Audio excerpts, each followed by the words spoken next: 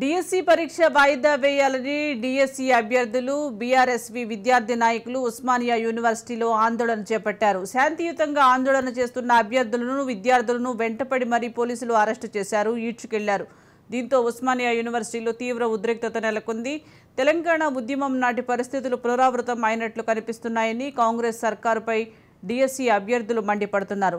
తెలంగాణ బిడ్డలకు ఎన్నికల ముందు ఆశలు చూపి అధికారంలోకి వచ్చిన మరుక్షణం నుండే అణచివేతకు పాల్పడుతున్న రేవంత్ సర్కార్ మీద నిరుద్యోగ యువత బగ్గుమంటుంది. ఇందిరమ్మ రాజ్యంలో ఇబ్బందులు ఉండవని చెప్పి మహిళలను అర్ధరాత్రి రోడ్డు మీదకు ఈడ్చిందని తెలంగాణ సర్కారుపై అభ్యర్థులు తీవ్ర ఆగ్రహం వ్యక్తం చేశారు. రేవంత్ రెడ్డి గారు వచ్చి 6 మాసాలు కావచ్చిన ఈ రోజు దాదాపు 40,000 ఉద్యోగాలను నోటిఫికేషన్ భర్తీ చేసి నియామక పత్రాలు ఇస్తుంటే ఓర్వలేని ఈ బీఆర్ఎస్ టీఆర్ఎస్ నాయకులు ఈ రోజు మా యొక్క నాయకుని దిష్టిబొమ్మ దహనం చేయడాన్ని తీవ్రంగా ఖండిస్తూ ఎవరైతే వాళ్ళు దహనం చేసిండ్రో దాంట్లో పసుపుతోని మీ రోజు శుభ్రం చేయడం జరిగింది. ఖబర్దార్ టీఆర్ఎస్